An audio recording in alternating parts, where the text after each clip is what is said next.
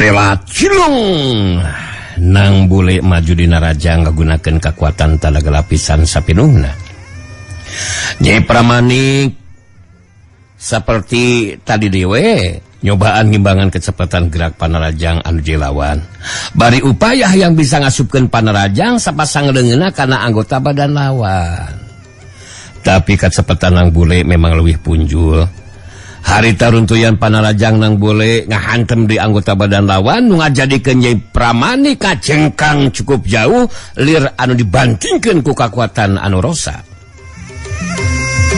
Sauhyuk cebrot tegas. Ya, aing benang deui.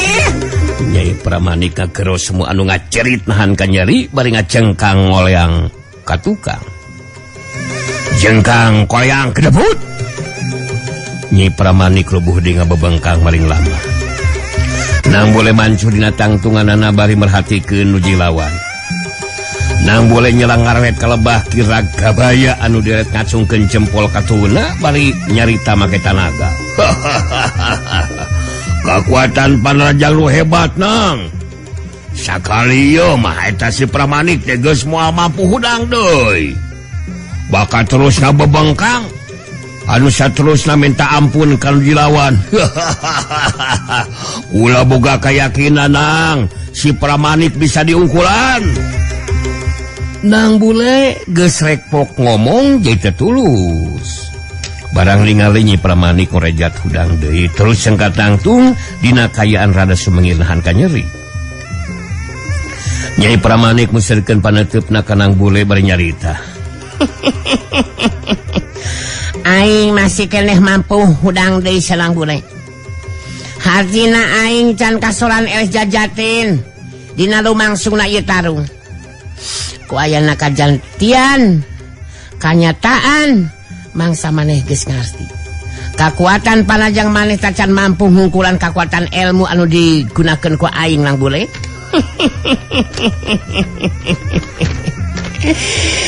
Jadi kekuatan Panarajang maneh kurang hebat nang boleh. Tapi bisi maneh masih kene penasaran aing masih kene mereka sempetan. Pikeun nibankeun kekuatan Panarajang anu hebat nang boleh. Aing hayang ngarasakeun dirubuhkeun terus jengker teu bisa hudang deui. Ngan siga nama moal mampu nang boleh. Mane montong wakanya mokeun diri siap Pramanik urang ajar. Aing masih kene boga kekuatan anu hebat teu sia. Hayang maneh rubuh saterusna jengker ku aing bakal dicumponan siap Pramanik. Jadi maneh tong kadong mun kayang maneh bakal jadi kanyataan sia. Aing moal make kudu ngarasa kaduhung nang boleh. Sabab ku aing geus bisa dipastikeun maneh moal mampu nyumponan kahayang aing. Nyatana dirubuhkeun tepikeun ka terus jengker. Hasok buktikeun ku maneh nang bule. Nang bule sagade diri pikeun maju dina rajang ngagunakeun kekuatan talaga lapisan sapenuhna. Atuh memeh maju dina rajang nang bule nyaita heula. Bakal dibuktikeun ku aing. Maneh rubuh terus jengker teu bisa hudang deui sia Pramanik. Rasakan kekuatan perliang aing. Heya!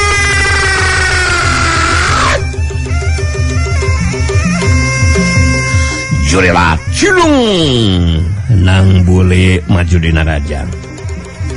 Pikeun anu katilu kalina narajang ngagunakeun kekuatan talaga lapisan sapenuhna.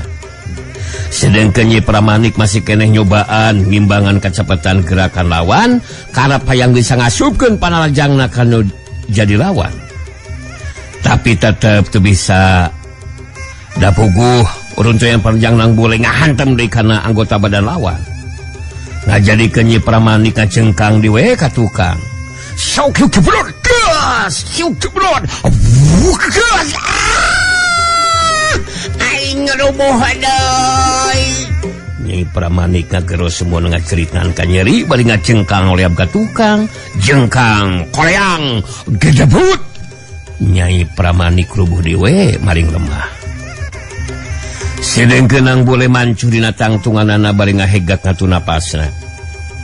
Geus 3 kali nibankeun kakuatan Panaraja ngagunakeun kakuatan talaga lapisan sapenuhna ngajadikeun Nang Bule mimiti ngarasa leuseuh tanagana.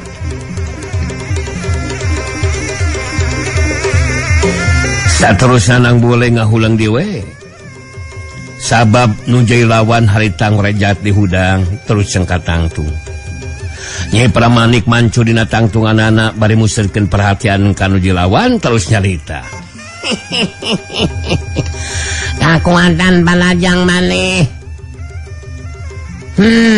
Majarkeun kakuatan Panajang anu paling hebat Nang Bule.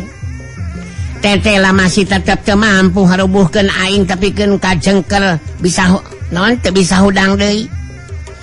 Nyata maneh jeung Silawing aki maneh memang sarua balagogna Nang Bule. Ngan saukur boga kawani wungkul. Jadi mun Silawingna di dieu.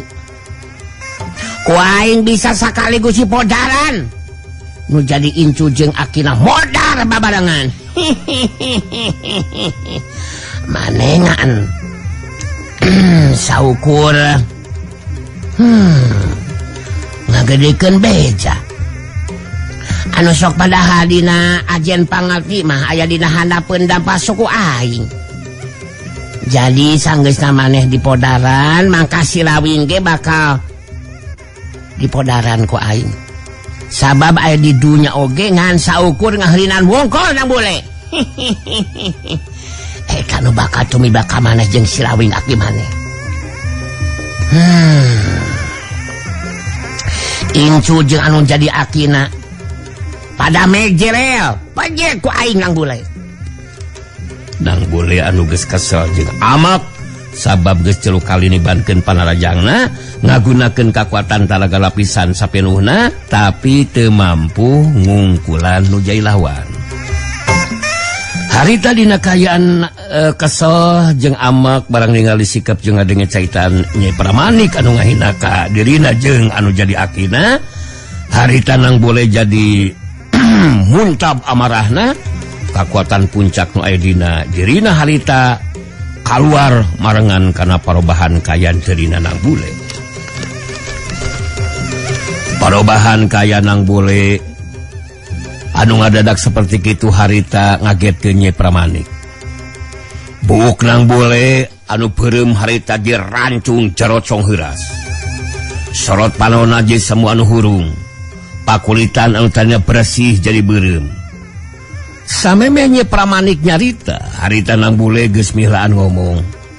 Geteran sorana ngandung sima pangaribawa anu mampu ngageterkeun hati anu jilawan. Maneh ngahina ka aing mah teu jadi masalah sia Pramanik. Tapi maneh geus wani ngahina ka aki aing. Aing teu narima. Montong umbal caitan make jeung rek kabinasakeun aing ka aki aing sagarupa sia. Dasar jawara wanita goblok. Mangka lo kawas maneh memang kudu bener-bener dihajar ku aing sa Pramanik. Hasok teruskeun satalungna. Gunakeun kakuatan ilmu jalani geni banyu pake najang ka aing. Geus waktuna maneh dirubuhkeun terus cengker teu bisa udang deui. Sok maju sia Pramanik. Nyai Pramanik nyumputkeun ka kagetna. Harita berisaga deui tos nyarita. Maneh make jeung robah kawas kitu sagarupa sia Nang Bule.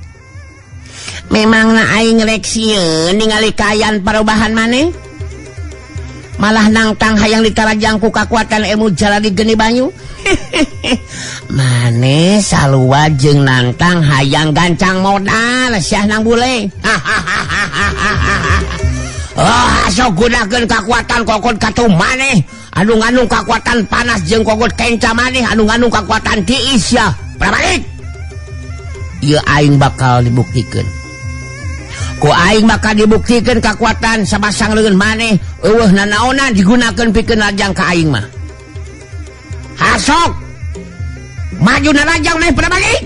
Nyai Pramanik anu masih kene ngagunakeun kakuatan ilmu jaladi geni banyu, harita jadi kahudang amarahna jeung panasaran sabab nang boleh bangun anu nganggap enteng karena kakuatan sapasang leungeun anu ngandung kakuatan panas jeung kitu.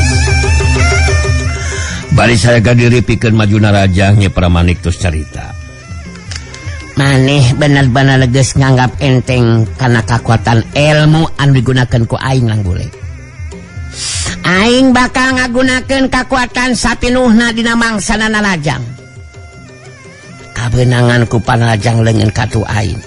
Maneh bakal tutung sakujur badan lang bule. Kabeunangan ku Panarajang leungeun kenca aing bakal beku sakujur badan maneh nang bule. Ayeuna aing bakal ngabuktikeun kemampuan aing tadah sia. Heya.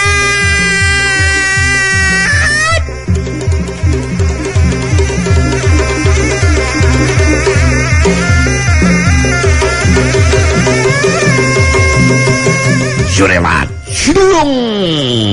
Nyai Pramanik majuna rajang ngagunakeun kakuatan sapinuhna marengan kana kakuatan sapasang leungeunna.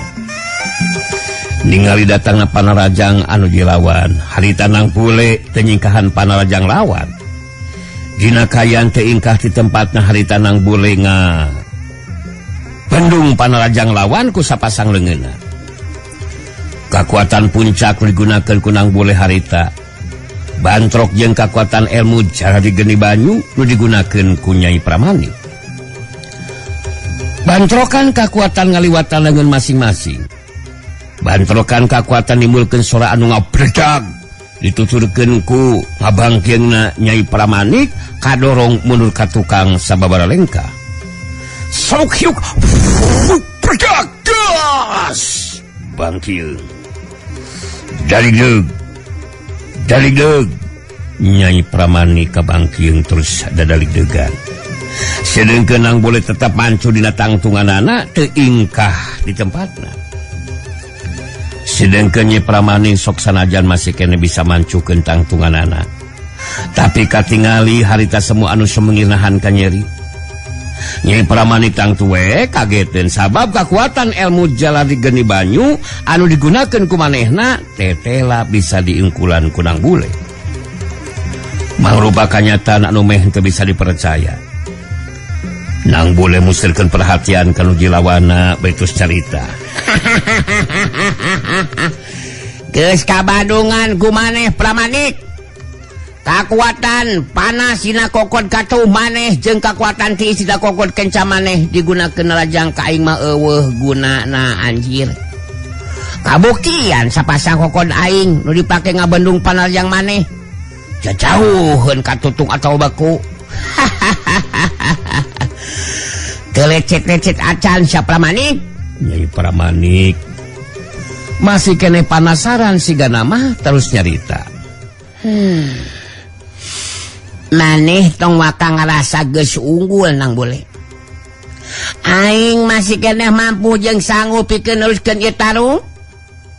Aing bakal turun tutumpuran. Aing bakal tarung tutumpuran. Aing bakal ngadu jiwa sia nang boleh. Ku aing bakal dipastikeun aing atawa maneh anu bakal rubuh eueuh nyawaan. Aing masih kene boga kakuatan ilmu sejen sia. Rek ngagunakeun ilmu nu sejen nahaon deui maneh teh sia Pramanik. Hasok gunakeun anjir. Diladenan ku aing mah rek ngagunakeun ilmu naon oge sia. Anu jelas sakali maneh kabeunangan ku Panarajang aing, maneh geus moal bisa menyat deui sia Pramanik. Percaya kana omongan aing sia. Gunakeun kakuatan ilmu anu sejen sia. Nyai Pramanik jelmaan siluman bajul sarongsong harita sagadiri deui pikeun majuna raja ngagunakeun kakuatan ilmu jaladi geni banyu dibarengan ku kakuatan ilmu leungit tirim. Sedengkeun nang bole nu ditarajang harita teu ingkah di tempatna. Barang Panarajang lawan datang harita nang bole ngabendung di Panarajang lawan ku sapasang leungeunna. Sok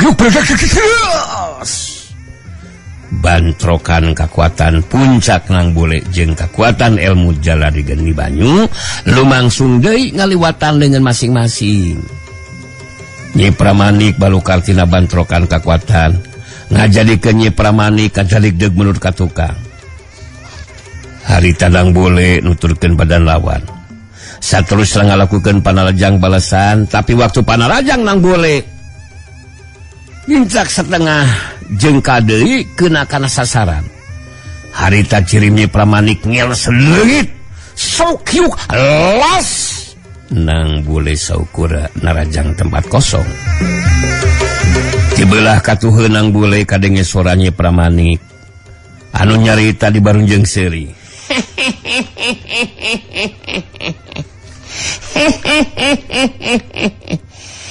Ieu aing aya di dieu Nang Bule. Sakuduna mah sakumaha hebatna kakuatan palajang maneh, tapi kangaranan teu kena kana sasaran mah eueuh gunana. Kakuatan ilmu jalali geni banyu digunakeun ku aing diimbangan ku maneh Nang Bule. Tapi kangaranan panajang teu bisa kena kana anggota badan aing. Lain hartina kakuatan panajang maneh. Eueuh, naon hartina sia? Jadi maneh teh ayeuna mah ngandalkeun ilmu ngaleungit budaya. Geus tinggalkeun maneh tarung ngagunakeun ilmu anu kitu patut mah anjir. Sabab keuna nahaon ngaleungit ari ku aing bisa kadeleh maneh mah. Percuma anjing ngaleungit oge percuma mun kadeleh mah. Lamun ngaleungit teu kadeleh ku aing baru hebat. Aing kasebut ngaleungit kadeleh ku aing mah eueuh nanaonna lamun kitu patut anjir. Ceuk aing ge maneh mah jawara wanita nu goblok jeung balagug. Gablek kemampuan saukur kitu patut hayang binasakeun incuna si Rawing. Dasar otak dina bojol maneh mah Pramanik. Nyai Pramanik beuki muncak amarahna ningali sikap jeung carita Nang Bule anu geus kanggap enteng ka dirina. Nyai Pramanik sagede diri baitus carita.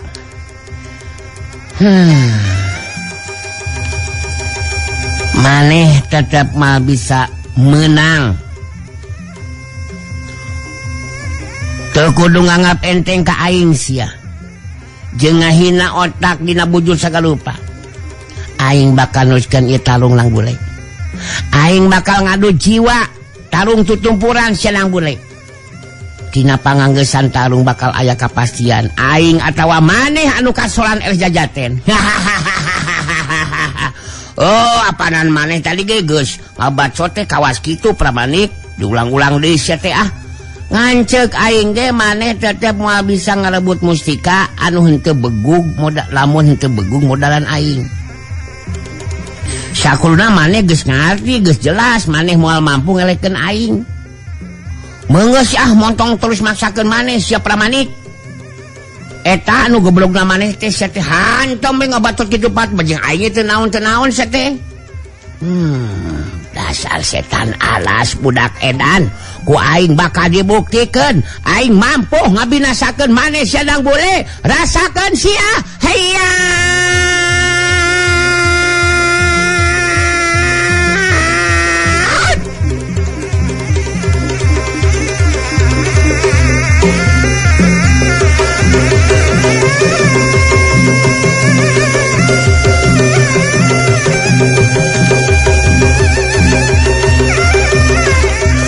Jurewat culung. Nyai Pramanik maju di narajang, tapi seperti tadi dewe panarajangna dibendungku sapasang leungeun Nang Bule dina kaayaan bae teu ingkah di tempatna. Waktunya Pramanik ngadalig jeung kadorong mundur ka tukang akibat bantrokan kakuatan. Harita Nang Bule nuturkeun deui badan lawan anu ngadalig deui ka tukang karep rek libankeun panarajang keur dilawan. Tapi pikeun anu kadua kalina jarek setengah cengkal deui kana sasaran harita ngiles leungit deui cirimna Nyai Pramanik. Sakyuk las.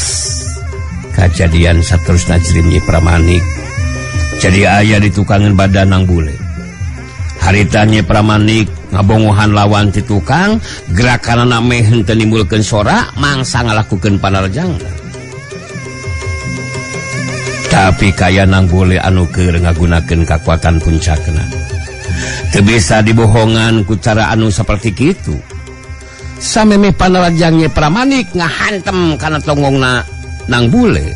Harita nang bule geus ngabalikeun badana langsung ngapendung panarajang lawan. Sokyuk gas.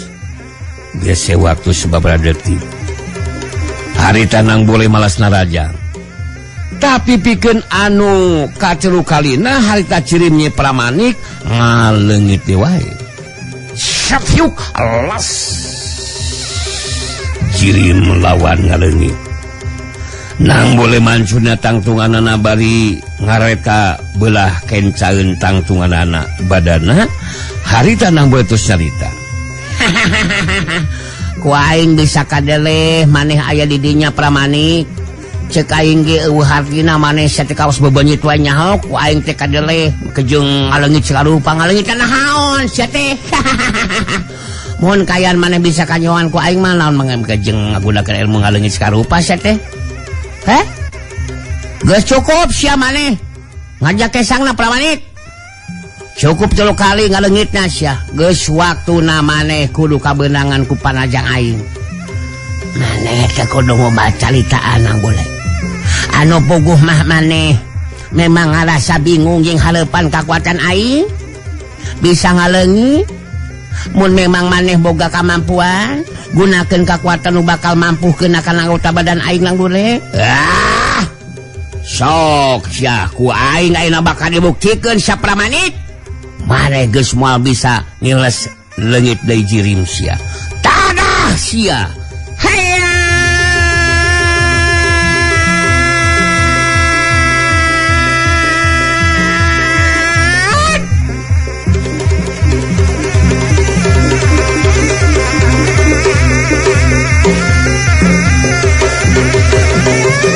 Jurelat culung nang boleh ngajuelat maju narajang. Nyai Pramanik jelmaan siluman baju sarongsong sagadiri pikeun ngagunakeun di kakuatan ilmuna ngiles ngaleungit. Tapi jadi kaget Nyai Pramanik dina waktu harita. Sabab waktu panarajang lawan dina jarak sajengka deui keuna kana sasaran harita Nyai Pramanik tetela teu mampu ngagunakeun kakuatan cirimna. Ku kakuatan puncak digunakeun ku nang bule. Akhirna panarajang dengan kata nang bule harita langsung ngahantam silah lawan. Barang panajang nang bule keuna ngahantam kana silah lawan harita ngiles leungit cirim Nyai Pramanik dituturkeun ku sorana siluman baju sarongsong anu ngageronahan ka nyeri bali teu katingali cirimna. Saukyuk gas.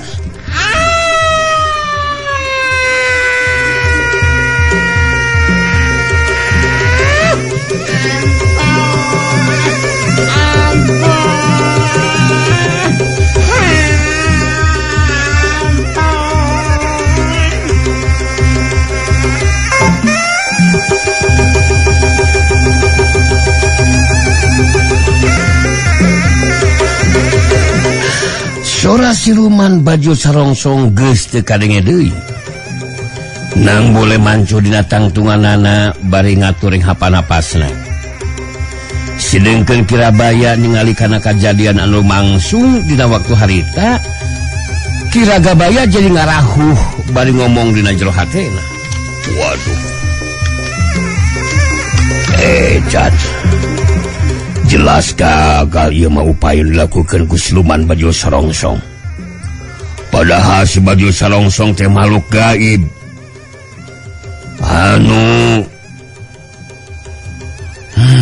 Makhluk gaib. Kapercayana lanceuk aing Mbah Balaganjur. Anu geus kauji kakuatan jeung kamampuanana. Tapi tetep teu mampu ngungkulan kakuatan jeung kamampuan nu kacangking ku sinang bule. Ningali kana kajadian saperti kieu ngan kae tinggal lanceuk aing Mbah Balaganjur sigana mah anu bakal mampu jeung nyaho carana pikeun ngungkulan sinang bule. Makhluk gaib kapercayaan Mbah Balaganjur nyata bisa diungkulan ku sinang bule. bener-bener hebat ya incuna Silawing teh. Tapi aing boga keyakinan Mbah Balaganjur lanceuk aing bakal mampu hungkulan Sinang Bule. Ki Ragabaya ngarasa hanyelu oge hatena. Tapi kanyatan lumangsung kudu ditarima ku deurina. Ki Ragabaya merhatikeun kalebah Nang Bule anu geus leler amarahna, ngajadikeun kayaan dirina jadi pulih normal deui. Geus kitu mah Ki Ragabaya harita datang nyampeulkeun ka tempatan Nang Bule. Sangeusna deukeut harita Ki Ragabaya tos nyarita. Waduh. Tetela anu geus ganggu teh datang ti alam gaib geuninganna. Makhluk gaib anu nembongkeun jirimna sata hayang musik anu dibawaku Ujang Kasep Nang Bule. Tapi kula ngarasa suka jeung sugema Kasep. Sabab sanajan gangguan teh dilakukeun ku makhluk ti alam gaib, tapi tetep bisa diungkulan ku Nang Bule. Nang Bule harita sikep jeung caritanana aya dina karakterna Eyang Buana Putih. Sikep jeung caritanana jadi tenang. Mohon abdi ge teu nyang Ki bakal ngalaman kajantenan sapertos kitu Ki. Aya gangguan ti makhluk gaib geuningan. Mun eta we tos puguh nu aya di alam nyata anu palaikanna mustika teh. Bet makhluk gaib ge aya nu palayeun geuningan Ki. Ari kitu teh mah da puguh eta mustika teh memang nu aya di alam gaib Nang. Jadi teu matak aneh mun makhluk gaib ge hayang ngapi milik eta mustika. Anu jelas kayaan geus tenang ayeuna Nang. Kula keur sae tibra jadi kaganggu. Duh, aya-aya we ieu mah gangguan teh Nang. Mohon aya-aya wae ieu mah Ki. Sok ditelaskeun dieu we kulemna Ki. Kaayaan tos aman ayeuna mah. Abdi ge da bade monok deui Ki. Lewat kalayang kulawit Nang Bule ngacelat terus ngalayang atawa ngagulantung dina luhur tatangkalan. Dua sukuna dikaitkeun di kana dahan tatangkalan atuh Nang Bule sare deui ngalong.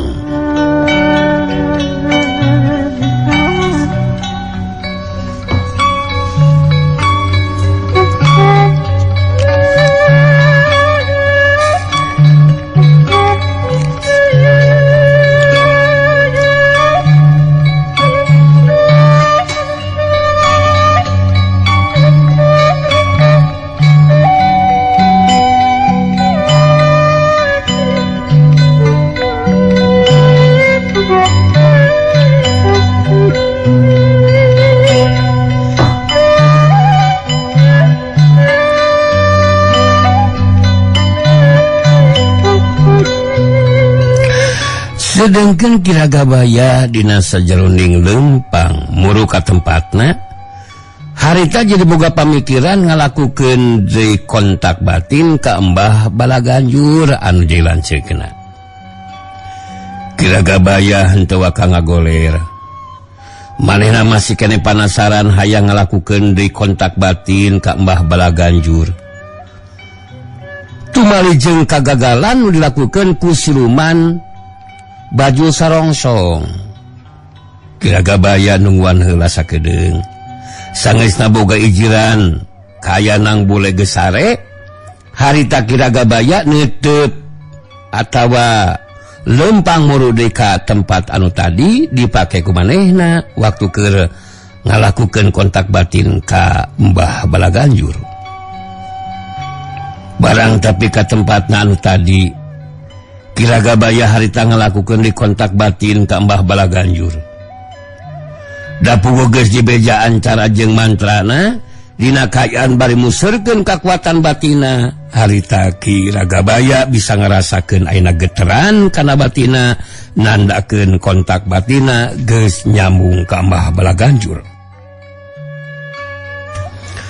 Harita Ki Ragabaya ngagelendeng ngomong lalunan ditujukeun ka Mbah Balaganjur anu jadi lanceukkeun. Waduh, kumaha wae atuh ieu teh Kang?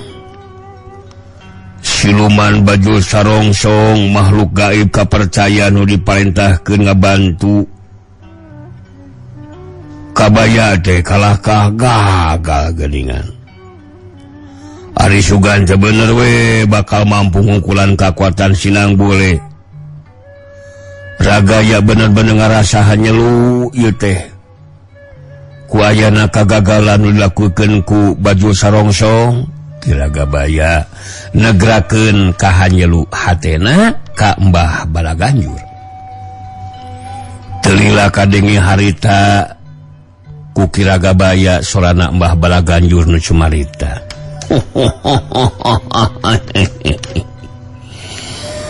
Ngelewek abang geus leuwih diheula dicaritakeun ka ilaing Ragaya. Si Bajul Sarongsong diparentah ku dewek ngabantu teh ngarah ilaing itu terus-terusan panasaran.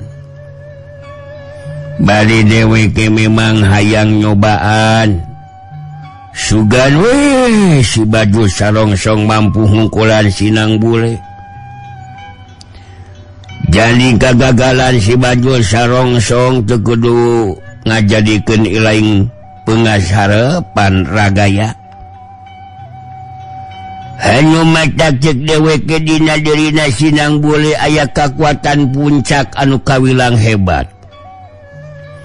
Anu matak pikeun ngungkulan Sinang Bule henteu bisa saukur ngandalkeun kakuatan jeung kamampuan ilmu silat, tanaga lapisan jeung anu sejena. Tapi kudu bari ngagunakeun reka perdaya tipu muslihat.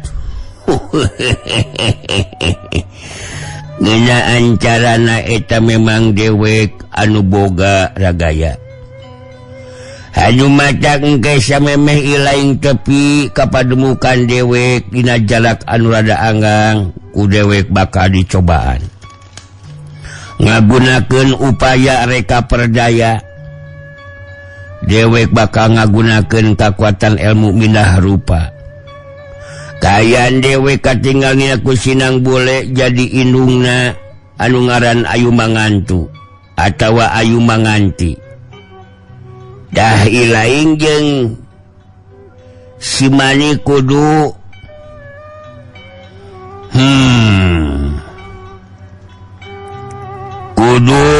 ngarobah diri. Lamun hayang ngabandungan kejadian anu bakal lumangsung. Kumaha kaharti kumaneh Ragaya? Kaharti Kang Ganjur. Jadi mun kitu mangke Ragaya jeung si Manik kudu nyelang ilit heula ninggalkeun Sinang Bule. Saterusna dina kayan Sinang Bule keur sorangan, Kang Ganjur bakal datang dina jirim Ayu Manganti gitu nya indungna Sinang Bule. Tapi nah moal curiga kitu kira-kira eta Sinang Bule teh. Kakuatan ilmu minah rupa anu bakal digunakeun ku dewek. Kasub ilmu minah rupa anu paling istimewa Ragaya. Sakumaha seukeutna kakuatan batin manusia anu aya di alam nyata moal mampu lembus eta kakuatan ilmu minah rupa anu digunakeun ku dewek. Dina jirim indungna Sinang Bule ku dewek mustika bakal dipenta. Ku cara kitu Sinang Bule bisa dipasikeun bakal mikeun eta cupu astawarna nu dieusi ku mustika teh. Jadi dewek teu kudu talung izin wawasen sagarupa jeung Sinang Bule Ragaya. Jadi ku cara mereka berdaya seperti gitu ge mustika tirta talaga warna bakal dibikin ku Sinang Bule. Satu bakal jadi milik aing Ragaya. Jadi ilaing kudu percaya ka dewek Ragaya. Anu matak isukan isuk-isuk kene kudu geus langsung muru kapademukan dewek ngeunaan di lebah mana tempat dewek nepungan Sinang Bule dina jilim indungna. Ku dewek ge bakal dibejaan sakitu heula we Ragaya. Dewek dek ulah heula. Sora Mbah Balaganjur geus teu kadenge deui. Ki Ragaya narik napas panjang bari ngagerendeng ngomong sorangan. Wah, dadak arti oge cara nu bakal dilakukeun ku lanceuk aing Mbah Balaganjur. Ku cara anu seperti kitu mangka bisa dipastikeun mustika bakal dibikeun ka Mbah Balaganjur. Anu katinggalin ku Sinang Bule mah nyata indungna anu ngaran ayu manganti. Aing jadi tenang aing geus kieu mah yeuh. Isukan kudu isuk-isuk keneh ngajak anu mampah ka Nang Bule muru. Mun kaya kieu mah yeuh daguan kumaha Nang Bule napa isukan maneh bakal diperdaya ku lanceuk aing Mbah Balaganjur. Mustika anu dibawa ku maneh bakal dibikeun ka lanceuk aing anu katinggalina jadi cirim ayu manganti nu maneh. Aing bakal diberdasare ayeuna mah geus kitu mah kaing lagi jongjon. Ki Ragabaya ninggalkeun patempatan. Ki Ragabaya harita bisa sareti berak sanggeusna meunang gambaran ti Mbah Balaganjur anu jadi lanceukna. Pikeun merdaya Nang Bule sangkan mustika dibikeun ka Mbah Balaganjur anu bakal ngagunakeun kakuatan ilmu minah rupa.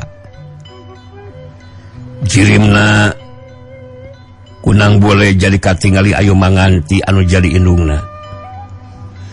Dina poe isukna wanci isuk-isuk keneh harita Ki Ragabaya geus ngajakan init ka Nang Bule jeung Nyai Manik pikeun neruskeun lampah ka pademukanna Mbah Balaganjur anu aya di jero guha Duluwiksa.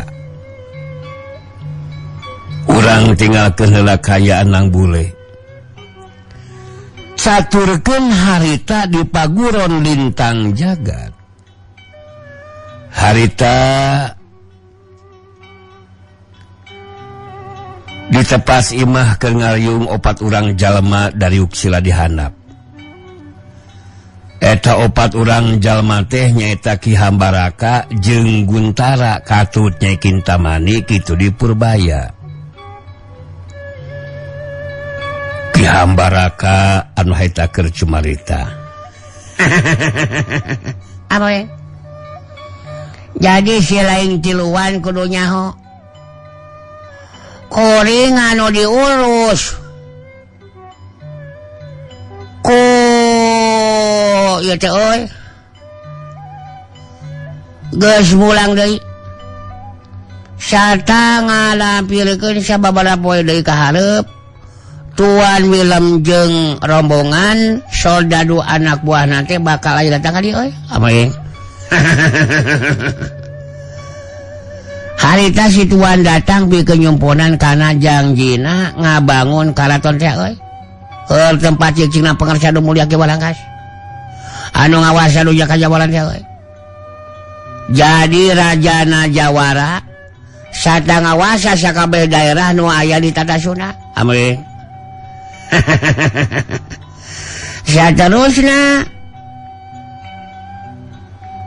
sakumaha pangimutan dewek ngapoe teu boleh aya wae jago jeung jawaran nu datang ngagabungkeun diri.